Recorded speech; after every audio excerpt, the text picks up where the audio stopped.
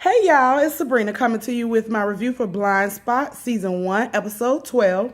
So let's just hop on into it and get started. So Jane and Oscar, we're starting where we left off last week. We're back on the rooftop. So she's like, so what now? So he gave her a pen. It's Mayfair's pen, and he wants her to swap it out. So basically, obviously, it's going to be probably like a monitoring device or whatever in reference to getting some information. And so she was like, so you wipe my memory and tattoo my body so I can steal a pen? Okay, all right. So he laughed because he was like, oh, you're still you. So he sees still her personality, even though her memory was white. He still sees that her personality is the same, you know, being somebody that doesn't remember who she is. So she's like, I'm not here to betray my team. He was like, it's a regular pen. Just take it. She was like, well, how do I know that you weren't pointing a gun at my head when, you know, I was in that video? And he was like, I never would point a gun at you. I know better. And, but you know, I'm telling the truth because, you know, in reference to what's going on, if you didn't, you wouldn't be here. So she said, the man in the safe house with the beard, was he with us? And he was like, take the pen, bring me Mayfair's pen back, and I'll tell you. So she goes home. She takes that pen apart. Let me tell you, that thing was in so many pieces. So she was trying to figure out, she was looking inside, trying to figure out what was really going on, what's up with this pen. Nothing was too special about it. But I'm sure with what they've already set up, she wouldn't have been able to find what it is that she was looking for, just face value on the pen anyway. So Weller finds out from his sister that his father is going to be babysitting his nephew when his sister goes out on a date. She won't tell him who he's meeting. She was like, well, I'll tell you if you tell me who you were meeting last night. He flashed back to himself waiting on Jane, and he ain't say nothing. So she was like, basically. Yeah, you ain't telling me, I ain't telling you. She wanted to tell him so that if he didn't want to be around when his dad came, he could actually be gone because for those who watched, you know, they have a bad relationship because of what the whole Taylor Shaw situation. For those who don't know, remember I told you in the last review, Taylor Shaw is Jane. Jane is Taylor Shaw. And Weller's father was accused of actually kidnapping and killing Taylor Shaw when they were kids. Because Weller, Taylor Shaw, and his sister were all friends that grew up together. So he has a strained relationship. So sister wants him to know, basically, he going to be here so that you know he's here. All right, so he was like, I'll be fine, whatever. So this guy's walking down the street. We come to a scene. This guy's walking down the street. He looks dazed. He does not know where he is. He's walking down the middle of the street. So this truck pulls up and is like, hey, you know, you all right? What's going on with you? He looks, you know, you could obviously tell something's wrong with him. He ain't saying anything back, you know. We flash to Jane at her locker. She's taking the pen to work. So obviously she's down with the mission of swapping out Mayfair's pen. So Weller comes up, of course, you know, kind of starting on her or whatever. He gonna try to fake pump like he wasn't waiting on her.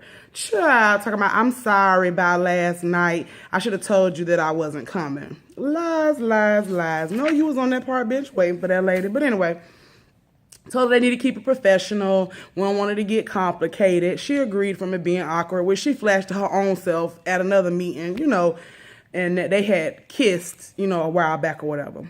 So we flash back to the pickup truck that picked old dude that was walking up in the middle of the road, picked him up, taking him to the army base. So he gets out and he tells the little soldiers that's on post out front, he's like, I got this dude. He has a airborne tattoo. Something ain't right about him. Y'all might want to check him out. So the soldier comes and talks to Charlie. Charlie, well, we don't know his name Charlie yet, but he talks to the guy and was like, hey, soldier, what's going on? You all right? You know, when he gets out of the truck and he's talking to the guy, you know, the dude is like, leave me alone. You can't do this to us. No. And the soldier puts his hand like on his chest. And that dude flips out, broke that soldier's arm, shot everybody, didn't shoot the soldier because it seemed like something flashed for him when he was finna kill that guy. And he just hopped in the trunk and bonked out. Okay. So, then the other team members find out, you know, about the situation. 3 people are dead. 1's in the hospital. Of course, the shooter's on the loose. This is when we find out his name is Charlie Napier. So Charlie Napier did 3 tours in Iraq and has a gang of medals in terms of his service. So Mayfair is saying to Patterson, well, normally this is military jurisdiction. But Patterson's like, yeah, I know, but here come these tattoos again, y'all. So on Jane's left leg, there are fragments of letters where they had to flip it around. And y'all know Patterson is the puzzle girl. She done flipped it around, flip it, rub it down. Oh, yes. Okay. So she did that, found out these names that are these letters in her leg. There are actually a total of 5 names, one of them being Charlie Napier. I love this show because that's how I bring this stuff together. Like, this is already something they already had reviewed. And Mayfair was like, well, why didn't we discuss that? Did we interrogate him? Oh, we could. He's been dead for 18 months. Wait a minute. Hold on. Dead man shot up an army base? How is that possible? So, it happened in an IED explosion, killed in action 18 months ago in Iraq. So they're running down his information, and they're like, well, is it really him? She's like, all the biometric screenings, recognition systems that we use, they basically is him. His dental work, not dental work, his face, his voice, even his ears. And Jane was like, ears? And Patty was like, yes, you have no idea what I could do with an ear. Like, she just really into that stuff to figure out that whole situation. So they're like, okay, either somebody in a lab screwed up or somebody is covering up, because either you messed up to report this man dead or you reported him dead because you don't want him there. So they used the dental and the tissue samples as how at the time when the explosion happened, they verified that he was actually dead. So the 4 other names in her tattoos are also all dead, also all killed in action in Iraq, just like Charlie. So they're going through the case. Why would he turn on his people? Why would he do this? What would be the reason behind it? And then Patterson gets a bing that he actually called his childhood home. The number's disconnected, of course. And they look, in his, because with the FBI, they got all the records. They're going to look and find you. So in the meantime, when we seeing him calling his house phone, we also noticed that his mom moved upstate. So they know that that the mom is not at the house, but he's going there looking for her because obviously he was looking for a safe place to go. So then you flash that they go into this house, lady and the baby running out. She was like, oh no, he has a gun. So they tell her to go on to the side, honey. So they go in and he's looking for his mama. He was like, what did y'all do with my mom? What did you do with my mom? Weller's telling him, put the gun down or whatever. He's like, I can't do this. I can't do this. And when he says, I can't take this anymore, it gives Jane a flashback, and she flashbacks to herself. You know how they are in training camp in the armies or in the military, you see in the movies, and they crawling under that thing like this, in the dirt. That's what she was doing, and it's a commander yelling, quit! You want to quit! What are you doing here? You're not supposed to be here, princess! So he giving her a time. You know how they do it, especially to the women. They do it to all the soldiers when they training, but especially the women, because you want to be tough, you want to be in the army. Okay, anyway. So, he's telling her to quit or whatever, and so Charlie's still saying he can't go back there, and they're like, go back where? So then after the flash, Jane was like, okay, Charlie, your mom's downstairs, so let's go down and let her know that you're okay. So he's like, okay, and when he put the gun down and he tried to go down, Weller basically arrested him.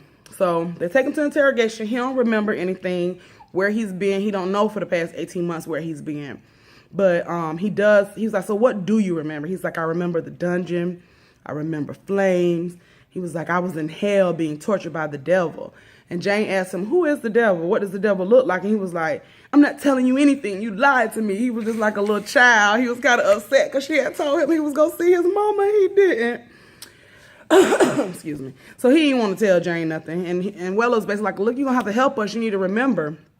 So he was like, how'd you get out? He was like, I swam across the river. And he was like, what river? He's like, the river of Styx. So we're like, so anyway, the lab shows when they looked at his labs, because just like they did Jane when she came in, they looked at her labs and what her levels were. He tested for amphetamines, stimulants, steroids, and insectants. I think they sort of I think it has to do something with like anesthesia or whatever. And this thing called zeta interacting protein, which was the same thing they used to erase Jane's memory. So now it's kind of like, wait, the same thing that was being used with Jane is being used in this guy. What's the deal? Is there any type of correlation? So they say he has had an overloaded cocktail. They are actually shocked that he is alive. Like, a person that received this much should actually be in a coma. His levels are not as high as Jane's were, but same kind of things were used. So may or may not have to do with her. They don't know yet. So they're saying based on the doses that they gave him, he's in a constant like fight or flight mode. So that's why when you see him, he's constantly like, and ready to buck, because he's constantly in that mode based on all those medications that they've given him.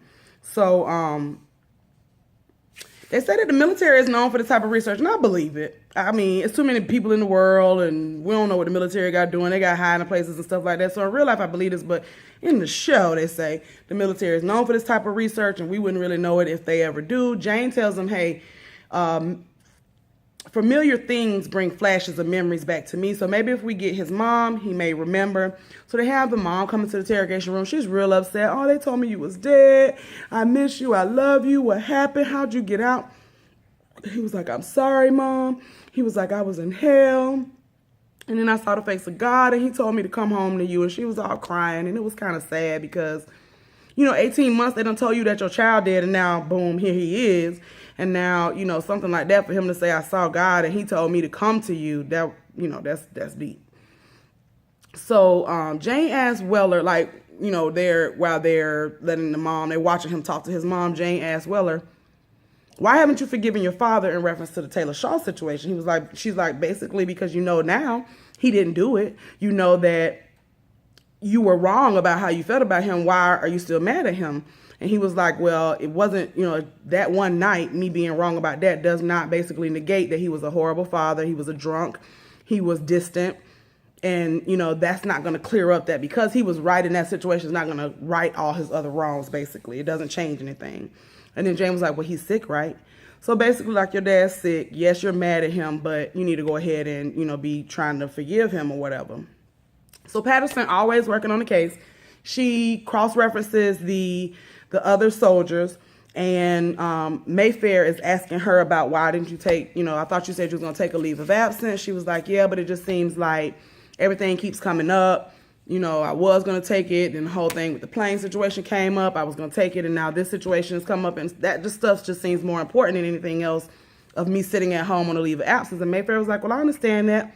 Basically, I did that, and it works for a little while, but it will catch up with you. Like, it's going to get you. So the military come, they take Charlie. Charlie's like, no, please don't take me. And they, I think they say it's CID, the military, I guess, police, whatever. They come to take him. So Mayfair's kind of like trying to interject, but they're like, basically, back down, Trick. We got jurisdiction. We're taking him.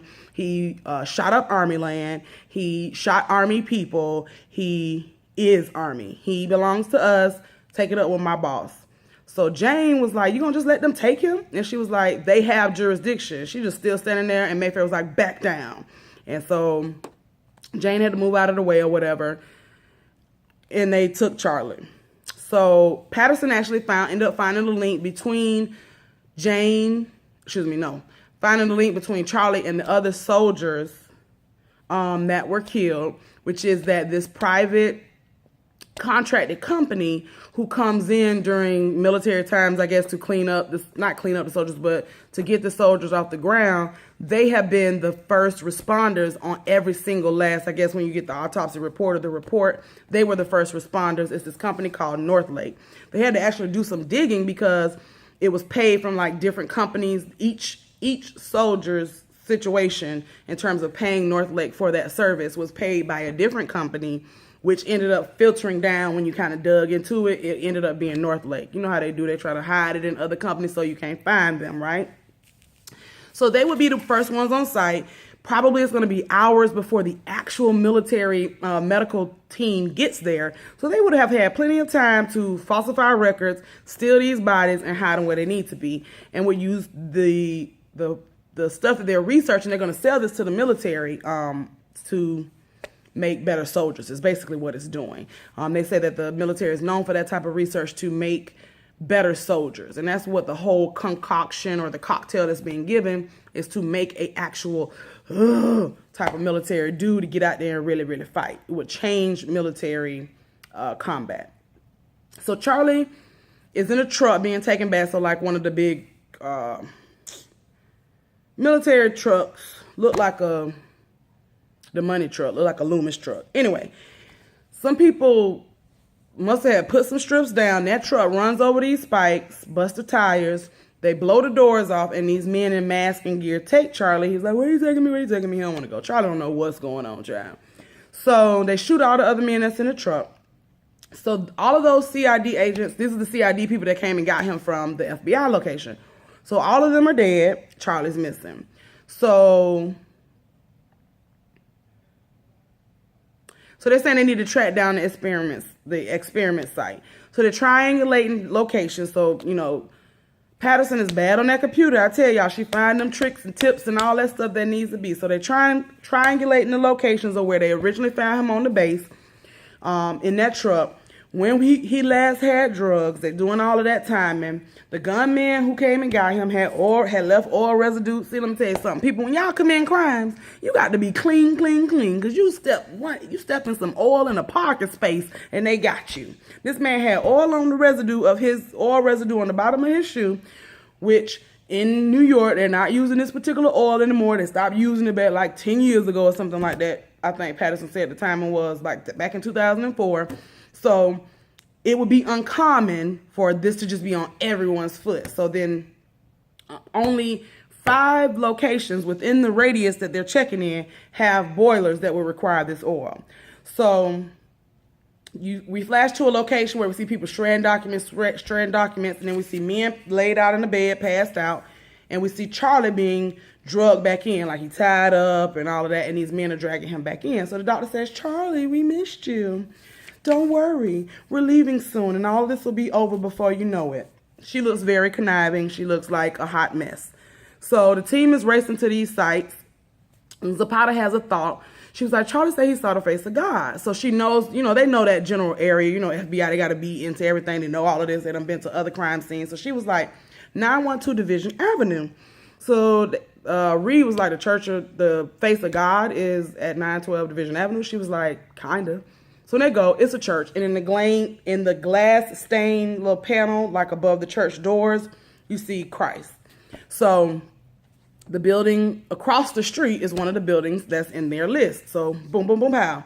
If he had came out and he saw that, he saw the face of God. And then, you know, of course, if you're in a state, you know, we know the Lord can talk to us. But if you're in that type of state, the Lord probably did speak to him, you know, he take care of fools and babies. So he probably spoke to Charlie and said, go home to your mama. But either way, Charlie heard God tell him to go home to his mama. So that's what happened. So then the bell for the church ring and Jane flashes back. She flashes back to climbing the army rope. The same commander from the first flash is telling her, quit. You know you want to quit. Stop wasting our time. Just come on down and ring the bell. So she struggles a little bit, and eventually she slides down and she rings the bell. And when she rings the bell, you know, you could tell she didn't want to, because she walked up on and she was just like, ding, ding. You know, it wasn't because it's a quit bell. You come in and say you quit, I give up. So when they flash back, she kind of like stuck, and we're like, Jane, she's like, oh yeah, okay. So then they rush in the building. The men in the bed are dead. So all the other 4 soldiers are dead. 1 bed empty. Charlie's still missing. So then, Patterson actually found a damaged hard drive. She said, now listen, if y'all gonna be trying to destroy hard drives, you need to get a real good magnet, because just smashing it and erasing the files ain't gonna do nothing. A trick like me gonna be able to find it. So it's a video of the doctor medicating one of the guys who seizes out, and then it's a video of the doctor medicating Charlie, who's handling it. He's having some reaction, but not, you know, as much. So she's a retired military doctor, been retired since 2005, and they found out that she's also recently moved all her assets offshore. So they're just thinking, you know, if she's taking Charlie's biology must be the answer or the key to actually get this cocktail be able to be sold. So they're saying they're going to put out, basically, they call it a bolo, same thing as the APB. They want to put a bolo out for the doctor so she don't leave. And Patterson's like, that's not necessary. Her easy pass just went through the Brooklyn Battery Tunnel. She has a storage 2 miles from there. When I tell y'all Patterson be on it, Patterson don't play no games, baby. By the time they could tell you what's up next or what may be the possibility, she already got the answer for them. Nope. Yep, nope. She on that bridge, baby. Yep, she got a storage. Go ahead and get it on here. Go the address. So the doctor, who is the therapist, he says, well, maybe they first try to say, well, maybe all her money is in the storage or whatever. But then he's like, well, maybe she got another lab, because Jane's probably right. She needs Charlie. That biology is probably what they're trying to get. She needs his brain, and he would not live through whatever she would do to his brain. So they're going to go ahead and hit that storage up. So they're hitting the storage up. We see Charlie tied up in the storage room. She does not want to put him under. So this doctor is ruthless. So even her assistant was like, you don't have enough anesthesia. She was like, so I don't need it. I need to be able to see the brain activity. That lady was like, he's not going to live 10 minutes doing that. She was like, I'll have everything I need then. She said she wants to change the face of warfare, the modern face of warfare with this concoction. That's what they will be able to do if they're able to actually get it to work. So she starts giving him medicine. He starts having a reaction like he's seizing a little bit, but he's not dying. He is not having, so he must, whatever his biology is, whatever he's made of, it works, or whatever particular, I guess, measurements of the medication that she's giving him now, it's working. So the team covers the storage. They're going in and they start kicking tail. They kill people, they're coming up, people coming around them. Zapata ended up being on her own. I don't know how her and Reed got separated. Like, it's 4 of y'all. 2 of y'all need to be together at the time. Jane and Weller was still together, but how Reed and Zapata got separated, I have no clue. But Reed was in one room initially getting his ass kicked. And then Zapata was somewhere taking them off, baby. Shoot, pow, pow, pow. At one point, she had to even shoot up in the glass to make the glass come down. It distracted the dude, and then pow, she popped him. Jane and Weller, let me tell you something. Them two, out of all, now the whole team is bad. The whole team is bad. But Jane and Weller are that work. Jane and Weller are that work because simply, they weren't doing no distracting. It was simply timing. They was counting. Oh, he shot 6. Pow, hit him. Oh, he shot 6. Pow, pow, got 2 people. So anyway, that's what I just want to say that to share that because they gets it in. Anyway, so they shoot all the people and they get to the room. So they have that. So now the doctor and her assistant, Weller got them on the wall. He's arresting them. She take Charlie loose, and then Charlie's like, who are you? What are you here? She's like, oh, Lord, he done been given more zip, so he doesn't remember again. So he runs out. Jane chases him. So Weller's like, Jane gone. She's trying to get Charlie. Then after that, Reed and Zapata come. So they are holding now the doctor and assistant. Weller runs after Jane. And Jane is chasing Charlie. They done jumping over buildings, etc. So when she finally gets to him, he was like, leave me alone. Why are you here? What are you doing? She was, I'm going to put this down. She puts her gun down. Charlie get to fighting. And Charlie was kicking her ass. He was kicking it, baby. He was getting it in. Jane was done data. But from another part of the building, Weller shot Charlie and killed him. So sad. So once they clear out and they come in there, the scene is clearing. We got the fire trucks and stuff like that out there. Weller's talking to Jane. She mad. She was like, he was innocent. He didn't want to have anything to do with any of this. You didn't have to do that. Weller was like, yes, I did. If somebody on my team is in danger, I'm going to do what's necessary.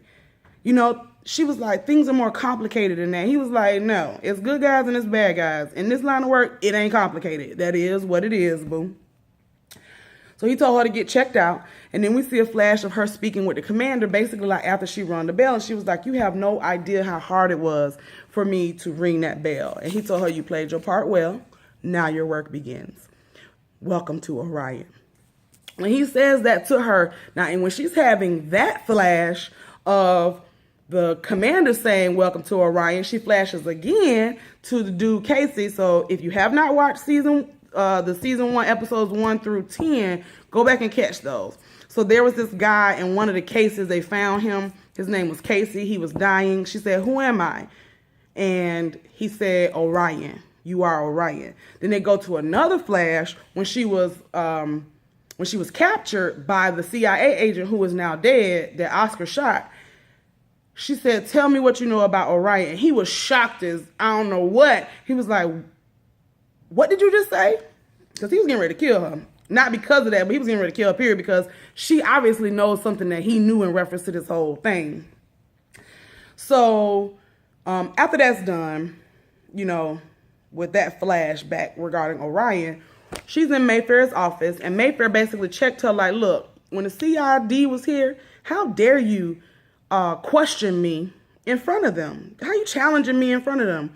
She was like, you should have protected him. You shouldn't have let them take him. If you hadn't let him take him, then he wouldn't be dead. He might have still been alive. Mayfair was like, look, It was their jurisdiction. It was out of my hands. If you're going to be on this team, it's a chain of command, and you need to learn to work and function as a unit, period, and the point blank. Please don't go there with me. So Mayfair had a meeting. That left Jane in her office, which allowed her to do what? Swap them pens, child. So she swapped them pens. Nobody noticed. Nobody noticed. So then we flashed to Kurt Weller and his father talking. And basically he was like, well, why didn't you tell me what happened at night? Why didn't you tell the truth? And they just have a real open talk. It's emotional. The dad screaming and hollering, but it's because he's emotional. And he ends up telling Weller that, because Weller still makes the point, okay, no, you didn't kill Taylor Shaw because obviously she's Jane and she's alive. No, you didn't kill her, but you didn't go where you said you went. One, I know you had mud on your shoes. You thought I was asleep, but I wasn't. So even when he was a child, Weller knows that he was meant to be an FBI agent. So he was like, I didn't want to tell anybody. I went to go kill myself. So the night that Taylor Shaw was kidnapped and killed, the father actually went to go kill himself. He said that he was such a miserable person. He was depressed. He was sad. He said that he did not want to make his children as miserable as he was. He didn't want to pass that on to them, which you do see a lot. You see with parents who are upset with, say, the other parent, or they're upset with their own life. Their kids aren't necessarily who they want them to be. They take that out on the children. And so it is said a lot of times, and I've heard it before, miserable parents make miserable children. So I get his concept of what he was saying, but, that's not the answer. How about get some therapy so you're not miserable no more, and you can pass the goodness on to your kids. But anyway, so he said he was going to kill himself. He had walked out somewhere. That's the reason why he had mud on his shoes, okay? We flashed to Weller's sister and Reed on a date. So Reed is dating Weller's sister. He hasn't told him. And the sister was like, well, you want me to tell him? And he was like, no, it should come from me. So, but I'm going to tell him. I just got to find the right time when he's not stressed. And she was like, oh, when? Is that never then? So hopefully he'll tell him. Hopefully Reed does tell Weller.